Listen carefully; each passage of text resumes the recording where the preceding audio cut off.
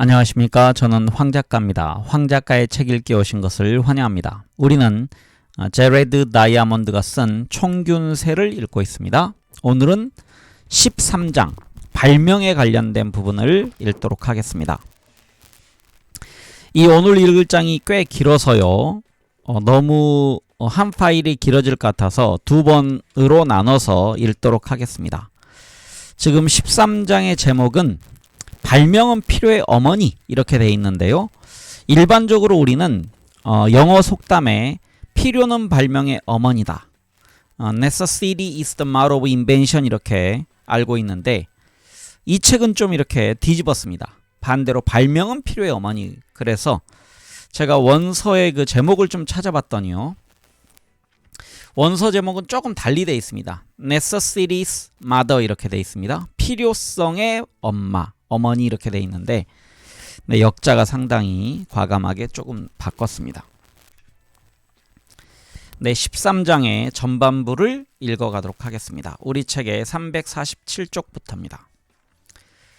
기술 혁신과 발명은 한 사회가 아직 충족되지 못한 어떤 필요를 느낄 때, 즉 어떤 기술이 불만스럽거나 부족하다는 인식이 만연할 때 이루어지며 발명된 이후 그 용도가 새로 발견된다.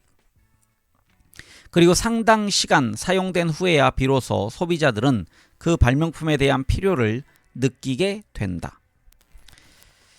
소제목입니다. 어째서 발명의 기술들은 각 대륙에서 다른 속도로 발전했을까? 1908년 7월 3일 크레타 섬의 파이스토스에서 고대 미노스 궁전을 발굴하던 고고학자들은 기술의 역사에서 가장 주목할 만한 물건 하나를 발견했다. 처음 보았을 때는 그리 특별한 물건도 아니었다. 작고 납작하고 색칠도 하지 않은 단단하게 구운 직경 16.5cm의 원형 점토판에 불과했다. 그러나 자세히 살펴보았더니 그 양면에는 문자가 가득 적혀 있었다. 원판의 가장자리부터 중심부를 향해 시계 방향으로 감겨 있는 5겹의 나선형을 따라 돌아가면서 나열된 문자였다. 모두 241개의 기호 또는 글자가 있었고 예리한 수직선으로 경계선을 그어 몇 개의 기호를 묶어 놓았는데 아마도 낱말을 나타내는 듯했다. 이것을 기록한 사람은 미리 꼼꼼하게 계획을 세워놓고 실행에 옮긴 것이 틀림없었다. 문자는 가장자리에서 시작하여 나선을 따라 주어진 공간을 빠짐없이 채우면서도 중심부에 이르기까지 공간이 모자라지 않도록 해야 했기 때문이다. 여기 그림이 있는데요. 그 13-1 양면에 글자가 새겨져 있는 파이스토스 원판의 한쪽 면이라고 되어 있습니다. 여러분들 이 그림이 보이나 모르겠습니다. 책에 지금 이런 그림이 있습니다. 근데 책을 가지신 분들은 좀 눈여겨보십시오. 출토된 이후 지금까지 이 원판은 문자를 연구하는 역사학자들에게 수수께끼 같은 존재였다. 45개에 이르는 각기 다른 기호의 수로 미루어 이것은 자모 문자라기보다는 음절 문자로 보이지만 아직 해독되지 못했고 기호들의 형태는 지금까지 알려진 어떤 문자 체계와도 비슷하지 않다. 이 이상한 문자는 그렇게 발견된 이후 89년이 지나도록 한 조각도 다시 나타나지 않고 있다.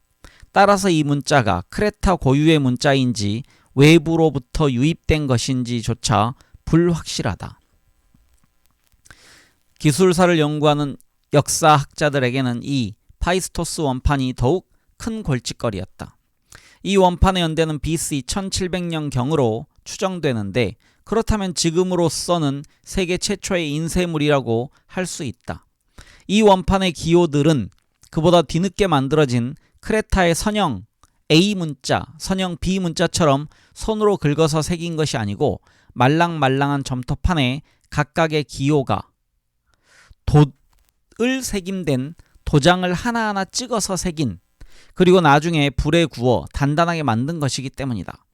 그러므로 이것을 인쇄한 사람은 적어도 원판에 있는 기호의 수와 일치하는 45개 도장을 갖고 있었던 셈이다. 이런 도장을 사용했다면 아마 글을 많이 써야 하는 사람이었을 것이다. 도장을 갖고 있으면 글을 쓰면서 동일한 기호가 나올 때마다 일일이 손으로 다시 적을 필요가 없으므로 훨씬 더 빠르고 깨끗하게 사본을 만들어낼 수 있기 때문이다. 파이스토스 원판은 인쇄를 하려는 인류의 다음 노력을 한 발 앞서서 보여주고 있다. 그 이후의 인쇄에서도 그와 비슷한 활자 따위가 이용되었는데 다만 잉크 없이 점토판에 찍는 게 아니라 잉크로 종이에 찍는다는 점이 다를 뿐이었다. 하지만 그 같은 인쇄 형태가 나타나기 시작한 것은 그로부터 2500년 뒤에 중국 그리고 3100년 뒤에 중세 유럽에서였다. 그렇다면 이렇게 시대를 앞서간 이 원판 기술은 어째서 크레타에서도 그리고 그 밖의 고대 지중해 어느 지역에서도 널리 이용되지 못했을까? 이 원판 인쇄술은 왜 메소포타미아와 멕시코를 비롯한 고대의 문자 중심지에서 다른 시대에 발명되지 않고 하필이면 BC 1700년경 크레타에서 발명되었을까? 그리고 어째서 수천 년이 흐른 뒤에야 거기에 잉크와 압착기 아이디어가 더해져서 비로소 인쇄기가 만들어졌을까? 이와 같이 그 원판은 역사학자들에게 매우 심각한 난제다. 만약 모든 발명품이 이 원판처럼 특이하고 종잡을 수 없다면 기술사에 대한 어떤 보편적인 이론을 수립하려는 시도는 애당초 실패할 수밖에 없다. 기술은 무기와 운송이라는 형태로 일부 민족들이 영토를 확장하고 다른 민족들을 정복하는 직접적인 수단이다.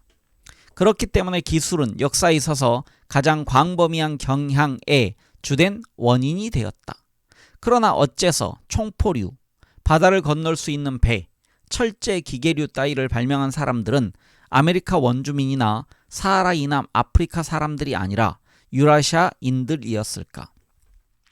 이런 불균형은 인쇄기에서 유리, 증기 기관에 이르기까지 대부분의 중요한 기술적 진보에서 나타나고 있다. 어째서 그 많은 발명품들이 모두 유라시아에서 만들어졌을까? 아프리카의 대부분 지역과 유라시아에서는 이미 수천 년 전에 석기를 내던졌는데 어째서 뉴기니인들과 오스트레일리아 원주민들은 1800년에도 여전히 사용하고 있었을까? 더구나 뉴기니와 오스트레일리아에는 각각 구리와 철이 세계적으로도 가장 풍부하게 매장된 지역들이 산재해 있는데 말이다. 이와 같은 사실들을 돌이켜보면 유라시아인들이 다른 민족보다 뛰어난 창의성과 지능을 가졌다고 믿는 사람들이 그렇게 많은 것도 이해가 간다. 그러나 만약 인간에 대한 신경생물학에서도 기술 발전의 대륙 간 불균형을 설명할 만한 어떤 차이점을 찾아낼 수 없다면 도대체 무엇으로 설명해야 할까? 이 문제에 대한 대안으로 제시된 견해는 발명의 영웅 이론이다. 기술적 진보는 요하네스 구텐베르크, 제임스 와트, 토마스 에디슨, 라이트 형제 등과 같은 극소수의 천재들에게 몹시 편중되어 있는 것처럼 보인다. 그들은 모두 유럽인이거나 유럽으로부터 미국으로 이주한 사람들의 후손이었다. 아르키메데스를 비롯한 고대의 드문 천재들도 마찬가지였다. 그렇다면 이러한 천재들은 과연 태스메니아나 나미비아에서 태어났어도 상관없었을까? 기술의 역사는 다만 몇몇 발명가들의 출생지가 어디였느냐에 하는 우연의 좌우되었던 것일까? 개인의 창의성이 아니라 혁신에 대한 사회 전체의 수용성이 중요하다는 견해도 있다. 어떤 사회는 터무니없이 보수적이고 정신지향적이며 변화에 대하여 적대적인 양상을 보인다. 그것은 한때 제3세계 사람들을 도와주려 했다가 결국 물러나고 말았던 수많은 서양인들이 받은 인상이기도 했다. 제3세계 사람들도 개개인은 매우 지적인 듯 하지만 문제는 그들 사회에서 비롯되는 것처럼 보인다. 그것이 아니라면 오스트레일리아 동북부의 원주민들이 교역 상대인 토러스 해협의 섬 주민들이 활과 화살을 사용하는 것을 보았으면서도 그것을 받아들이지 않은 이유를 달리 무엇으로 설명할 수 있을까? 한 대륙 전체의 모든 사회가 수용성이 부족해서 그곳에서는 기술 발전이 느릴 수밖에 없다고 설명해야 할까? 이번 장에서 드디어 이 책의 핵심적인 문제를 다루게 될 것이다. 즉, 어째서 기술은 각 대륙에서 그처럼 판이하게 다른 속도로 발전하게 되었느냐 하는 문제다. 네, 다음 소제목은 필요는 발명의 어머니? 물음표입니다. 이 논의의 출발점은 필요는 발명의 어머니다라는 말에 드러나는 일반적인 견해다. 발명은 한 사회가 아직 충족되지 못한 어떤 필요를 느낄 때, 즉 어떤 기술이 불만스럽거나 부족하다는 인식이 만연되어 있을 때 이루어진다는 것이다. 발명가 지망생들은 금전이나 명성에 대한 기대감으로 동기부여를 받아 이 같은 필요를 감지하고 거기에 부응하려고 노력한다. 그러다가 어떤 발명가가 드디어 기존의 불만스러운 기술보다 우수한 해결책을 찾아낸다. 이 해결책이 사회의 가치관이나 각종 기술과 배치되지 않는다면 사회는 그것을 받아들인다. 사실 이처럼 필요가 발명의 어머니라고 보는 상식적인 견해를 뒷받침하는 발명품은 제법 많다. 제2차 세계대전이 한창이던 1942년 미국 정부는 나치 독일보다 먼저 원자폭탄을 만드는 데 필요한 기술을 발명하겠다는 분명한 목표를 세우고 맨해튼 프로젝트를 기획했다. 그리고 이 프로젝트는 20억 달러, 오늘날로 치면 200억 달러가 넘는 거금을 소비한 후 3년 만에 성공을 거두었다. 또 다른 예로는 미국 남부에서 재배한 모카를 다듬는 고된 수작업을 대신하기 위해 1794년 엘리 위트니가 발명한 조면기, 그리고 영국의 탄광에서 배수 문제를 해결하기 위해 1769년 제임스 와트가 발명한 증기기관 등이 있다. 여기서 조명기는요, 면화에 씨를 빼거나 솜을 트는 기계라고 되어 있습니다. 이처럼 낯익은 사례들을 보면서 우리는 그 밖에 중요한 발명품들도 모두 필요에 대한 인식에서 비롯되었다고 착각하기 쉽다. 그러나 사실 수많은 발명품 또는 대부분의 발명품은 호기심에 사로잡히거나 이것저것 주물럭거리는 일을 좋아하는 사람들이 개발했고, 그들이 염두에 둔 제품에 대한 수요 따위는 처음부터 있지도 않았다. 일단 어떤 물건이 발명되면 그때부터 발명자는 그것의 용도를 찾아내야 했다. 그리고 상당 시간 사용된 이후에야 비로소 소비자들은 그것이 필요하다고 느끼게 되었던 것이다. 또 어떤 물건은 어느 한 가지 용도를 위해서 발명되었지만 결국에는 오히려 예기치 못했던 다른 용도에 더 많이 쓰이게 되었다. 놀랍게도 이렇게 어느 한 가지 쓸모를 위해 만들어졌던 발명품들 중에는 현대에 이루어진 중요한 기술적 혁신이 대부분 포함되어 있다. 비행기와 자동차, 내연기관과 전구, 축음기와 트랜지스터 등도 예외가 아니다. 그러므로 오히려 발명이 필요의 어머니일 때가 더 많다. 토마스 에디슨의 축음기는 좋은 예라고 볼 수 있다. 이것은 현대의 가장 위대한 발명가가 이룩한 가장 독창적인 발명품이다. 1877년 에디슨이 최초의 축음기를 만들었을 때 그는 이 발명품이 소용될 만한 10가지 용도를 제시하는 글을 발표했다. 거기에는 죽어가는 사람의 마지막 말을 보존하는 일, 시각장애자들이 들을 수 있도록 책을 녹음하는 일, 시간을 알려주는 일, 철자법을 가르치는 일 등이 포함되어 있었다. 음악을 재생하는 일은 에디슨이 제시한 우선순위에서 상위권에 들지도 못했다. 그리고 몇 년 후 에디슨은 자신의 발명품에 상업적인 가치가 없다고 조수에게 말했다. 그러나 다시 몇 년 후에는 마음을 바꾸어 축음기 판매 사업을 시작했다. 그런데 그 용도는 사무용 구술기계였다. 다른 기업가들이 축음기를 이용하여 동전을 넣으면 대중음악이 흘러나오는 주크박스를 만들어냈을 때 에디슨은 자기 발명품이 사무용이라는 중요한 용도를 벗어나서 그렇게 전락하는 것에 반대했다. 그리고 20년이 흐른 후에야 비로소 에디슨도 축음기의 주된 용도는 음악을 녹음하고 재생하는 일이라는데 마지못해 동의했던 것이다. 자동차 역시 오늘날에는 그 용도가 명백해 보이는 발명품이지만 이것은 그 어떤 수요에 따라 발명된 것이 아니다. 니콜라우스 오토가 최초의 가스 기관을 만들었던 1866년 당시 사람들이 육상 운송에 말이 이용한 지는 이미 6천년에 가까워지고 있었다. 여기서 사람들이 육상 운송에 말이 이용한 지는 보다는요, 말을 이용한 지는 그렇게 조사를 좀 바꿔야 될 것 같습니다. 책에는 말 2로 돼 있는데 저는 다시 읽으면요, 니콜라우스 오토가 최초의 가스 기관을 만들었던 1866년 당시 사람들이 육상 운송에 말을 이용한 지는 이미 6천년에 가까워지고 있었다로 바꿔 읽겠습니다. 그 말도 말들입니다. horse. 수십 년에 걸쳐 차츰 증기기관을 이용하는 철도로 대체되는 중이었다.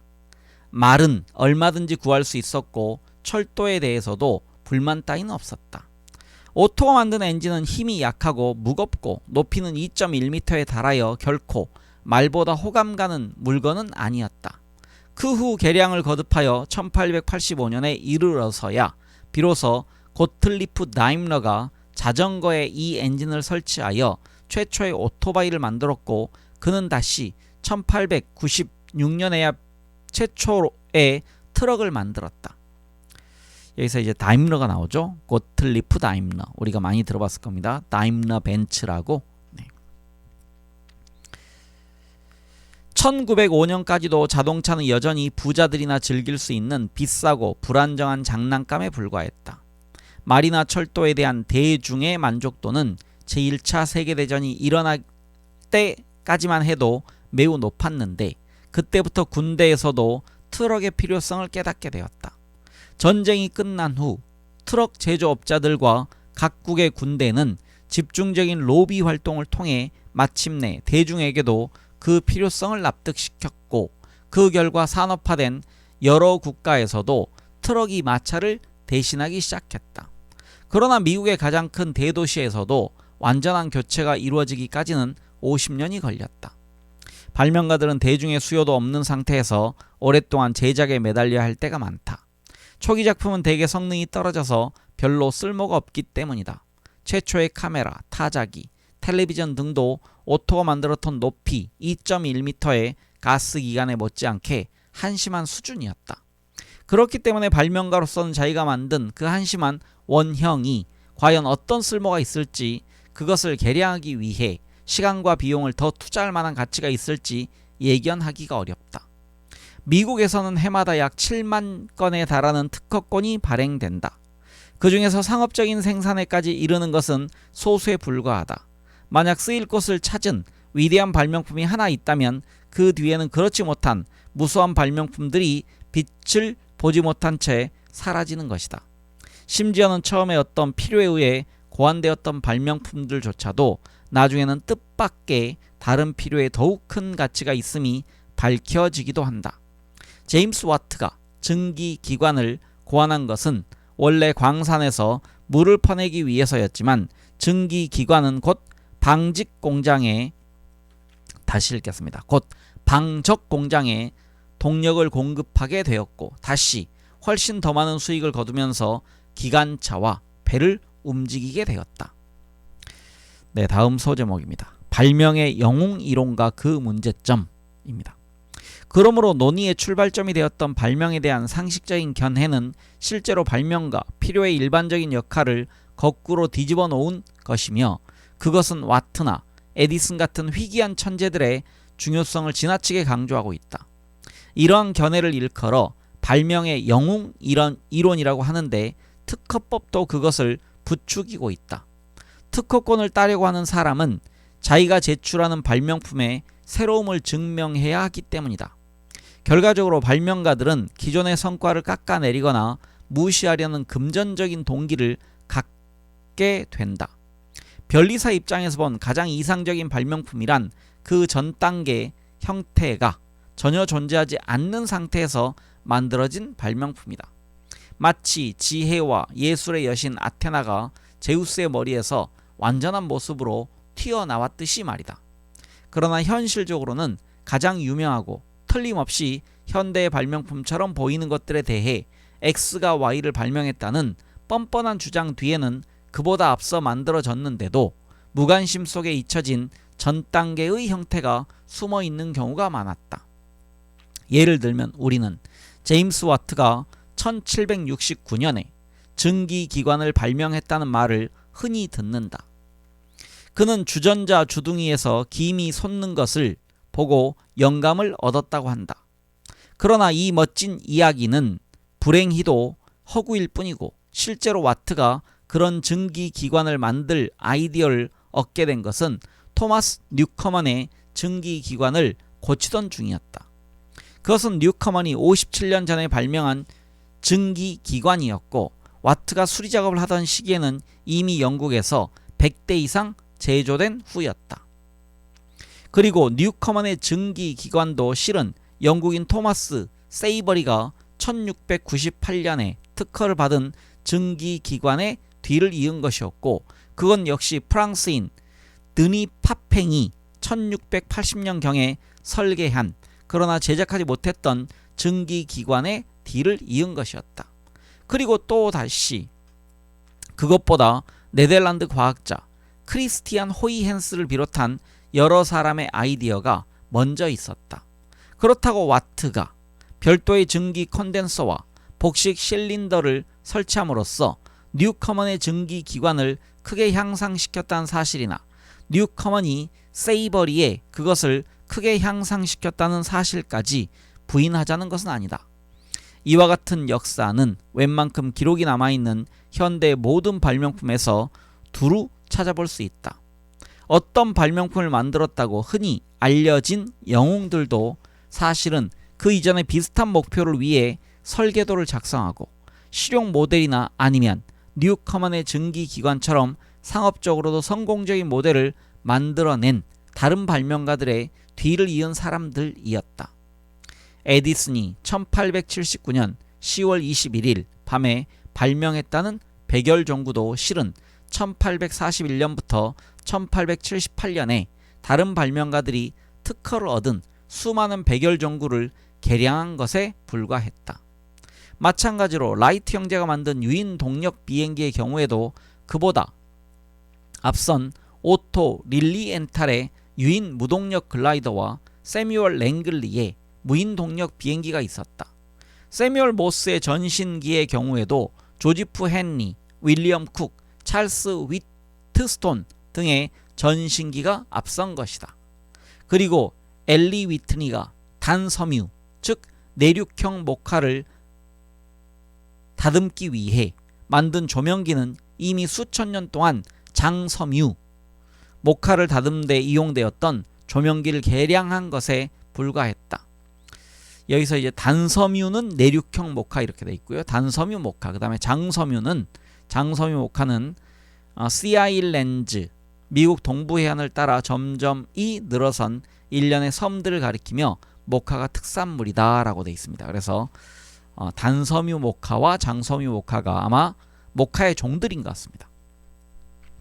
그렇다고 와트, 에디슨, 라이트 형제, 모스, 위트니 등이 기존의 발명품을 크게 개선하여 상업적인 성공을 거두거나 향상시킨 사실을 부정하는 것은 아니다. 만약 제품의 발명자로 인정받고 있는 사람들의 그 같은 공헌이 없었다면 그러한 발명품들의 형태는 다소 달라졌을 것이다.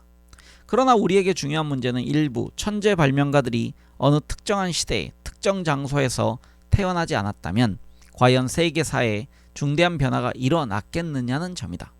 대답은 명백하다. 그런 사람은 아무도 없었다. 두루 인정받는 유명한 발명가들에게는 항상 유능한 선후배가 있었고 사회가 그들의 제품을 이용할 수 있는 시기에 발명품을 개량했던 것이다. 앞으로 다시 확인하게 되겠지만 파이스토스 원판에 사용된 도장들을 완성했던 그 영웅의 비극은 그 시대의 사회에서 대규모로 이용될 수 없는 물건을 만들었다는 점이었다. 다음 소제목은 기술은 발명된 이후에 그 용도가 발견된다 입니다. 지금까지는 주로 근대 기술에서 여러 사례를 찾아보았다. 그 까닭은 역사가 잘 알려져 있기 때문이다.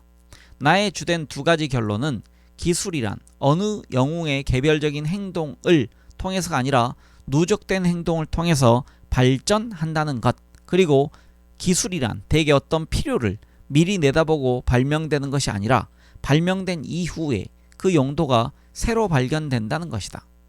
이 같은 결론들은 기록이 남아있지 않은 고대 기술의 역사에서 훨씬 더 강력한 힘을 얻는다. 빙하기의 수렵 채집민들이 처음으로 화덕에서 불에 탄 모래와 석회석 잔해를 보았을 때 반응은 어땠을까? 그들은 이러한 발견들이 오랫동안 누적되어 처음에는 표면에 유리를 입힌 최초의 물건들이 나타나고 BC 4000년경 이집트와 메소포타미아에서 유리 자체로 만든 최초의 물건들이 나타나며 BC 2500년경, 그 다음에는 최초의 유리그릇 BC 1500년경을 거쳐 결국 로마에서 최초의 유리창 AD 1년경이 탄생하리라는 것을 결코 예상할 수 없었다. 우리는 지금까지 알려진 가장 오래된 유리질, 유약이 개발된 과정에 대해 아무것도 모르고 있다. 그러나 내가 함께 일하고 있는 뉴기니인들처럼 오늘날까지도 기술적으로 원시적인 사람들을 관찰해보면 선사시대에 어떻게 발명이 이루어졌는지를 추론할 수 있다. 나는 그들이 자기 지역의 동식물을 수백 종이나 알고 있으며 각종의 식용 여부와 의학적 가치를 비롯한 여러 가지 용도를 잘 알고 있음을 이미 언급한 바 있다. 그 밖에도 뉴기니인들은 각 지역 환경에서 발견되는 수십 종의 암석과 각각의 경도, 색깔, 두드리거나 얇게 벗겨내려고 할 때 나타나는 반응, 그리고 용도 등에 대해 나에게 가르쳐 주었다. 이 같은 지식은 모두 관찰과 시행착오를 통하여 얻어지는 것들이다. 나는 뉴기니인들을 데리고 그들의 집에서 멀리 떨어진 곳으로 일을 하러 갈 때마다 그러한 발명의 과정이 진행되는 것을 본다. 그들은 숲속에서 낯선 물건을 발견할 때마다 집어들고 만지작거리다가 이따금씩 쓸만한 것이 보이면 집으로 가져가기도 한다. 야영지를 떠날 무렵이면 사람들이 찾아와서 내가 버린 물건들을 뒤적거린다. 그때도 역시 똑같은 과정이 되풀이되는 것을 볼 수 있다. 그들은 내가 버린 물건들을 만지작거리면서 혹시 그들의 뉴기니 사회에서도 어떤 쓸모가 있을지 열심히 궁리한다. 빈 깡통은 간단한 편이어서 대개 그릇으로 재활용된다. 다른 물건들은 그것이 만들어질 때의 용도와는 전혀 다른 용도로 시험을 받는다. 가령 콧구멍 사이나 귀를 뚫은 자리에 이 연필을 끼워 장신구로 쓰면 멋있을까? 저 깨진 유리 조각은 칼로 사용할 수 있을 만큼 예리하고 단단할까? 유레카. 고대인들이 이용할 수 있었던 재료는 돌, 나무, 뼈, 껍질, 섬유, 점토, 모래, 석회석, 광물 등 각기 다양한 종류가 존재하는 천연 물질들이었다. 이 같은 재료들을 가지고 사람들은 차츰 그 중에서 특정 유형의 돌, 나무, 뼈로 도구를 만드는 방법, 특정한 점토로 토기와 벽돌을 만드는 방법, 모래와 석회석과 기타 흙을 특정 비율로 배합하여 유리를 만드는 방법 등을 익혔고, 순수한 구리나 금처럼 연한 금속을 가공하는 방법에서 시작하여 광석으로부터 금속을 추출하는 방법, 그 다음에는 마침내 청동이나 철처럼 단단한 금속을 가공하는 방법까지 익힐 수 있었다. 그러한 과정에서 겪게 되는 시행착오의 역사는 화약과 휘발유가 그 원료로부터 개발되었던 과정에서도 잘 나타난다. 가연성 자연산물은 수질을 많이 함유한 장작이 모닥불 속에서 터지듯이 언제든 저절로 눈에 띄게 마련이다. BC 2000년 이전에 메소포타미아인들은 벌써 암석 아스팔트를 가열하여 수톤에 달하는 석유를 추출하기 시작했다. 고대 그리스인들은 석유, 피치, 수지, 유황, 생석회 등을 여러 가지로 배합하여 방화용 무기를 만드는 방법을 발견하고 투석기, 화살, 소이탄, 배 등을 이용하여 적을 공격했다. 여기서 피치가 있는데요. 원유, 콜타르 따위를 증류시킨 뒤에 남은 검은 찌꺼기라고 되어 있습니다. 증류법을 개발하여 알코올과 향수를 만들어낸 이슬람 연금술사들은 이 기술 덕분에 석유도 여러 성분으로 분류할 수 있었다. 그 중에 일부는 더욱 강력한 방화 물질로, 그리고 그러한 물질을 넣은 수류탄, 로켓, 수레 등은 이슬람이 십자군을 물리치는데 결국 핵심적인 역할을 했다. 그 무렵에는 중국인들도 유황, 목탄, 질산칼륨 등을 특정 비율로 배합하면 폭발력이 매우 강해진다는 것을 알게 되었다. 그것이 바로 화약이었다. 1100년경 이슬람의 한 화학 논문에는 7가지 화약 제조법이 설명되어 있고 1280년의 논문에는 각기 다양한 용도에 적합한 것으로 밝혀진, 즉 어떤 것은 로켓용, 어떤 것은 대포용 등등 70가지 이상의 제조법이 실려 있다. 중세 이후의 석유 증류법에 대해 말하자면 19세기의 화학자들은 원유의 중간 분류층이 기름 램프의 원료로 유용하다는 것을 발견했다. 화학자들은 휘발성이 가장 높은 분류층, 즉 휘발유를 쓸모없는 폐기물로 간주하여 내버렸지만 나중에는 그것이 내연기관의 이상적인 연료라는 점이 밝혀졌다. 현대 문명의 추진 원료라고 할 수 있는 휘발유가 처음에는 용도를 갖지 못한 또 하나의 발명품이었다는 사실을 기억하고 있는 사람이 누가 있을까? 네, 다음 소제목입니다. 사회에서 발명품이 수용되는 데 미치는 요인들입니다. 발명가가 어떤 새로운 기술의 용도를 발견하면 그 다음 단계는 사회가 그 기술을 채택하도록 설득하는 일이다. 단순히 어떤 일을 하는데 더욱 크고 빠르고 강력한 수단이라고 해서 당장 받아들여지는 것은 아니다.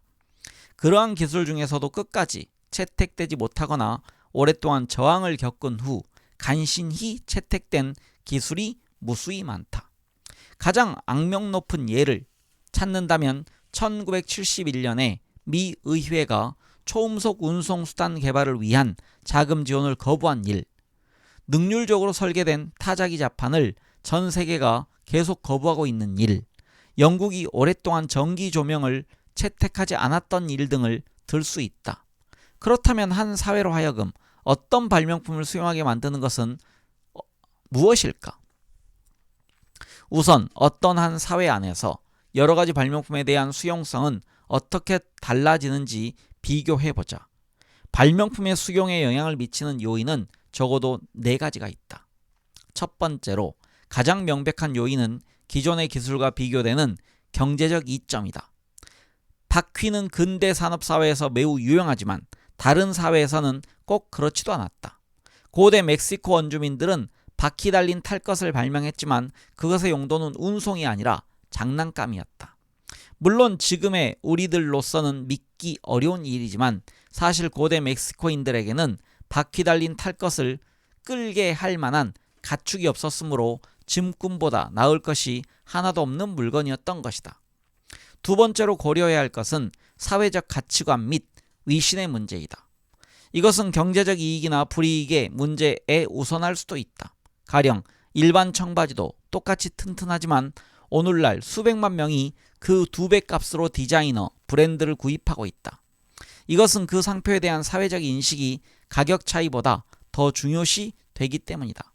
마찬가지로 일본은 능률적인 알파벳이나 일본 고유의 능률적인 가나 음절 문자보다도 오히려 무지막지하게 성가신 한자를 선호하면서 계속 사용하고 있다. 이것도 한자라는 문자 체계에 부여된 위신이 막대하기 때문이다. 또 하나의 요인은 기득권과의 양립 가능성이다.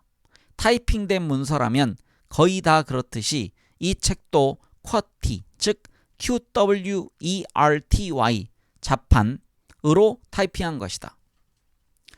네, 이게 지금 우리가 쿼티 방식이라는 게 윗줄 왼쪽에 6글자를 따서 붙인 이름이라고 부연 설명되어 있습니다. 여러분의 컴퓨터 자판이 이렇게 되어 있다는 얘기입니다. 원래는 타자기 자판이 그랬고요.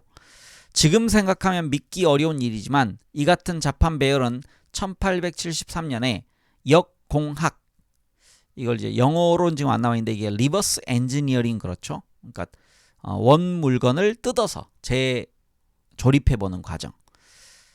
네, 다시 읽겠습니다. 1873년에 역공학의 산물로 태어났다. 즉 온갖 수단을 다 발휘하여 타이핑 속도를 최대한 늦추도록 고안된 것이다. 이를테면 가장 많이 쓰는 글자들을 자판의 각 줄에 두루 흩어 놓았고 주로 왼쪽으로 몰아 놓았다. 이렇게 되면 오른손잡이들이 서투른 왼손을 쓸 수밖에 없음. 이렇게 일견 비생산적인 듯한 자판을 설계한 이유는 1873년 당시 타자기는 인접한 글자들을 연달아 빠르게 치면 글쇠들이 엉켜버렸으며 제조업자들이 타자수들의 타이핑 속도를 늦춰야 했기 때문이었다.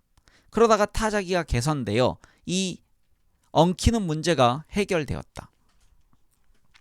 1932년에 능률적으로 다시 배열된 자판을 시험해본 결과 타이핑 속도는 2배나 빨라지고 타이핑에 드는 힘은 95%나 감소되었다.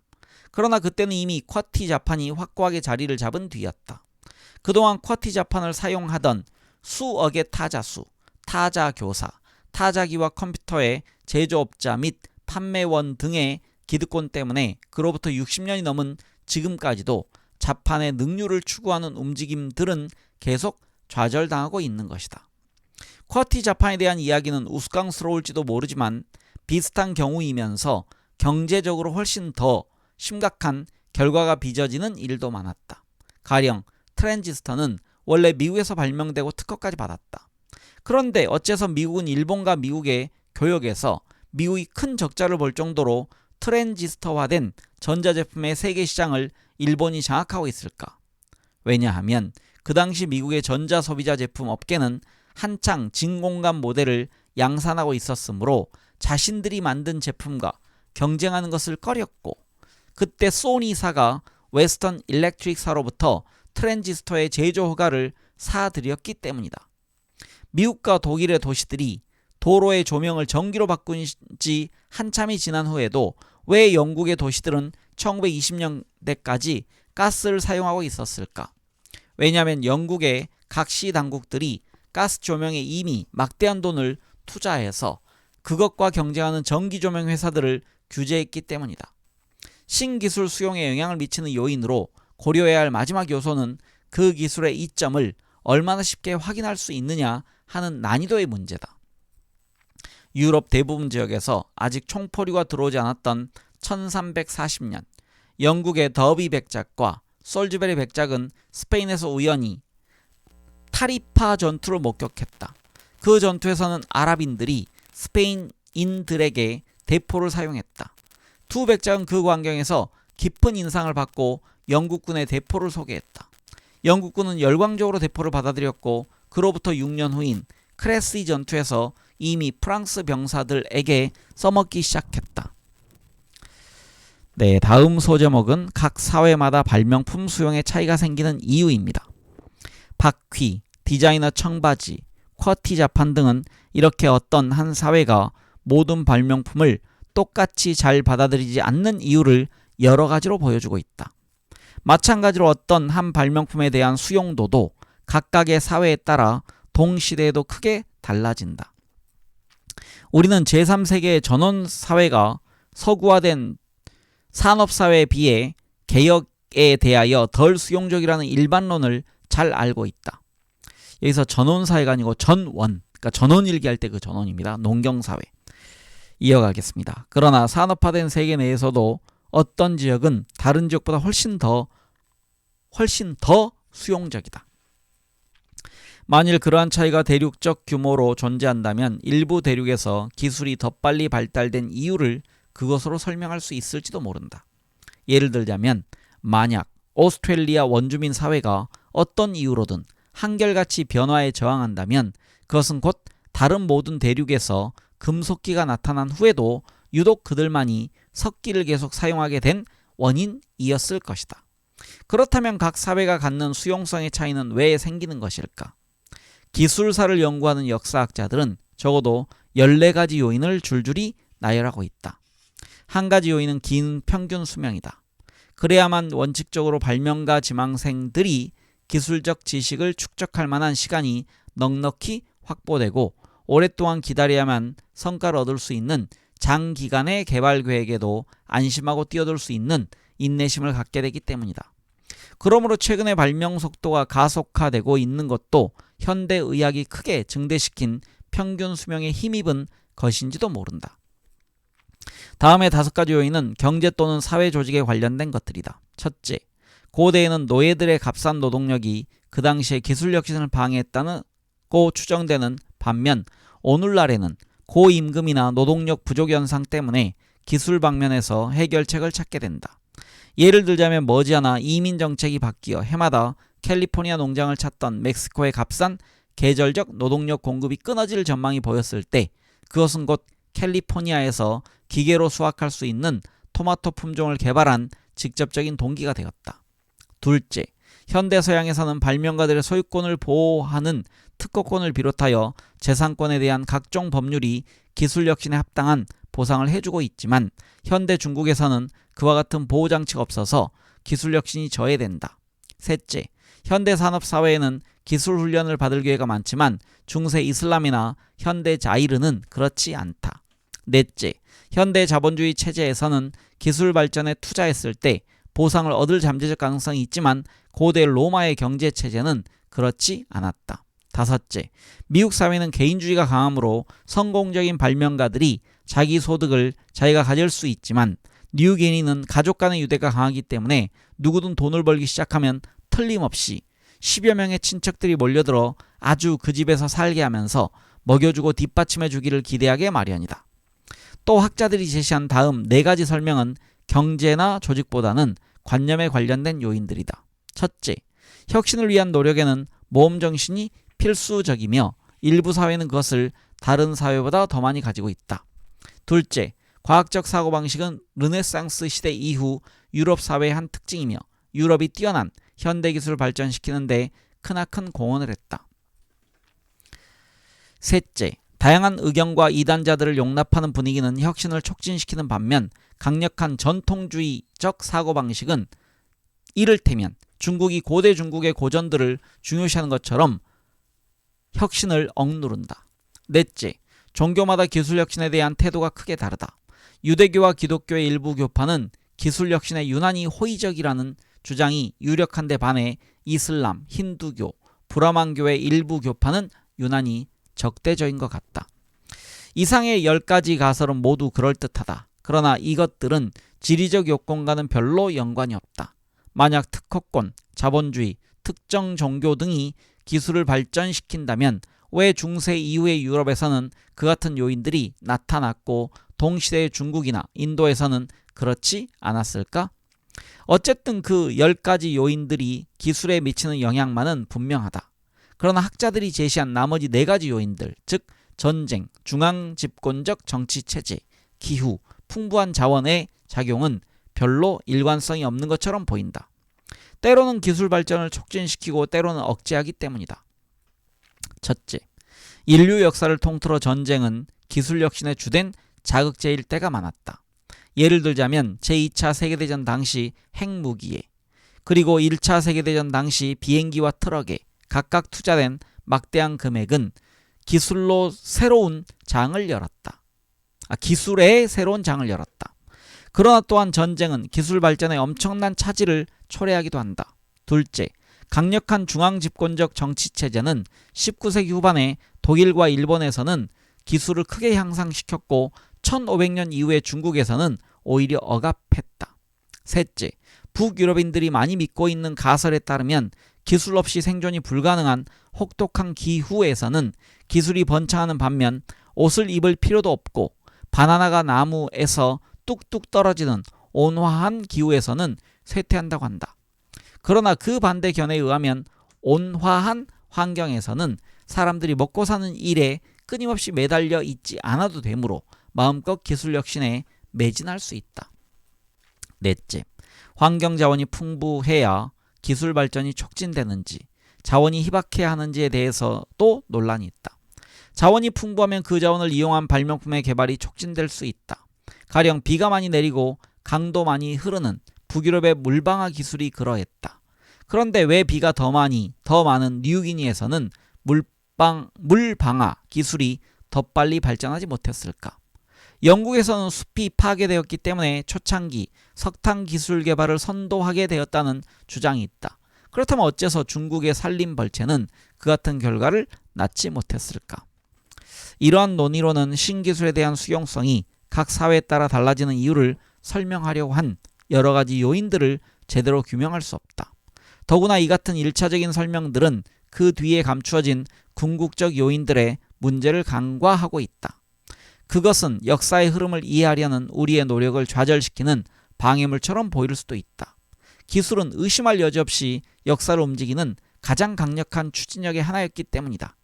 그러나 이제부터 나는 기술 혁신 뒤에 감추어진 그 같은 개별적인 요인들의 다양성이 역사에 광범위하게 행해지는 경향을 이해하기 어렵게 만들기보다는 오히려 더 쉽게 만든다는 점을